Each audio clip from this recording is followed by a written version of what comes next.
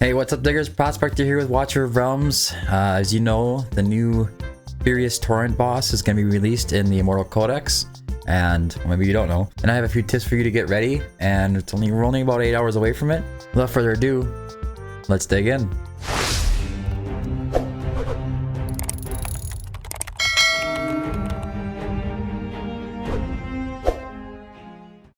Alright, the first thing I want to do is go to this little book here. If you click on it, it'll bring you right into the Immortal Codex area, and we can look at all the bosses that are released right now for the Immortal Codex. I think it tells you the stories. I think it tells you the skills and everything too. Guides, yeah. The Furious Torrent periodically marshals an army of light armored airborne monsters to surround and protect him.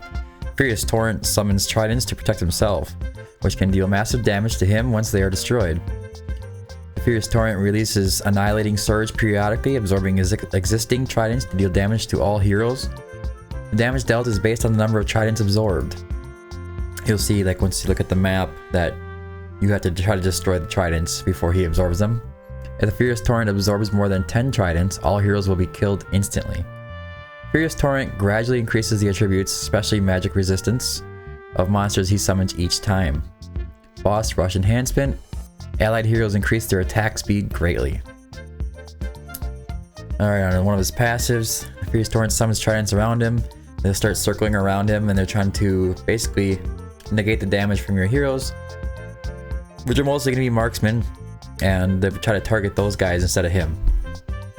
Which is why I'll explain some of the heroes in a minute here.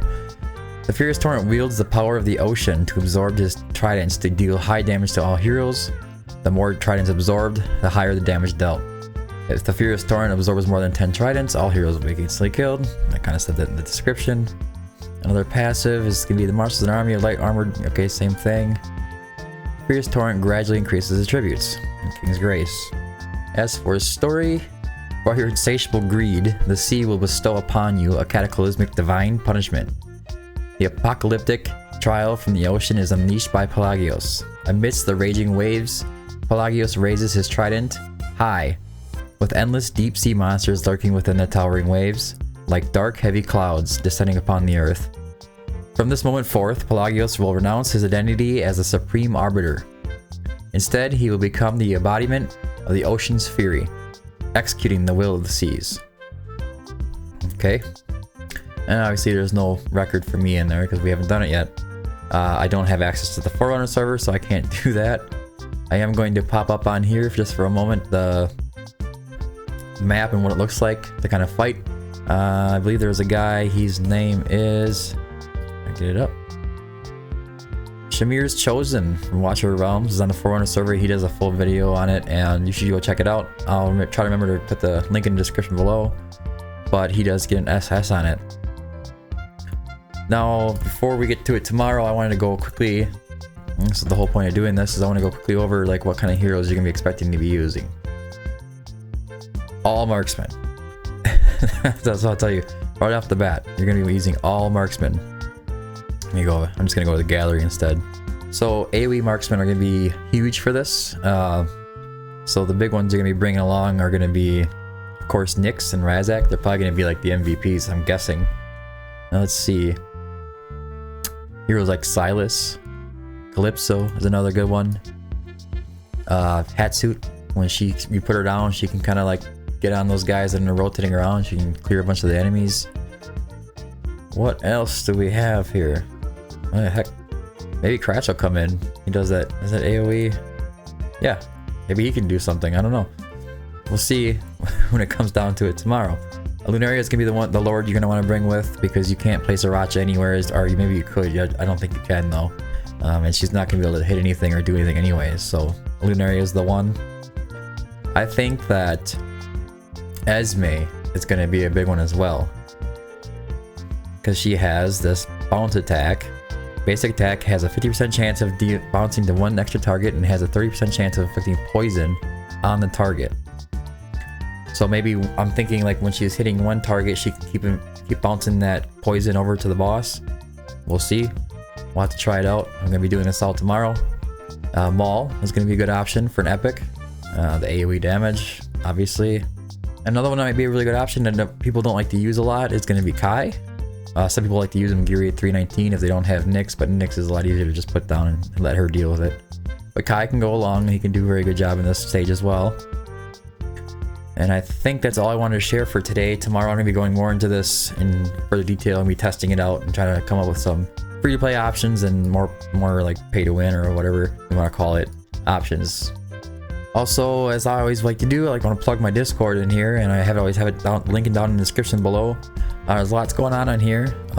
Introduction page, a little bit about the server, attack speed breakpoints.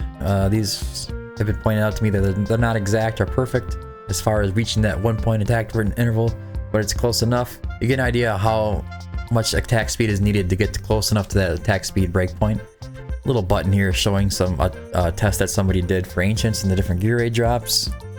A price guide. This is new.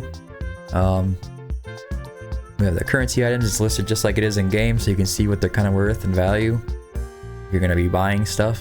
And the big one is going to be the hero lists. So I go to the top of page, say if I want to find, we're looking at piercers a lot, right? Let's look for, oh, let's look at Brienne. On here, I will have the faction that she's in, my overall rank that I give her, the ranks for each stage, gear sets that she should be using for late game, mid game, early game, stats that she should have, stats that she'd have on the left side, gear sets as well, suggested artifact, why I use that artifact, and I throw on here a little prospector's tip about how I use her and call out, you know, places she can go. Also, we have the artifacts list, which if you go to here, let's say we want to look at Spirit Siphon, I have the tier rating for it, the reason I think it's that tier, the max stats when you max it out, how much mithril you're going to need to get it, the effect it does with the variable. This one only has one, so it's only an A percentage. Variable A, and it shows you for each level up how much higher that variable goes. Something new that I'm kind of working on is the exclusives. I'm trying to collect this data as I can. It's kind of hard because not a lot of people have any of these maxed out, so a lot of this is just assumptions based on what we know in the game and how stuff scales. It could end up all being a lot different. Like this one here is at 45%. It could be 50% when it gets to level 5. I'm not sure. There's quite a few of them done around here. 3 of them, I think. 4. That's it for the video. If you liked it, remember to like and subscribe. Don't forget to join the Discord. We have lots of help in here for people. If people need help, you can always go into general chat and ask, and we're really happy to help you out. We'll soon be adding tech wars and everything in there. So anyway, that's it. Don't forget, keep digging.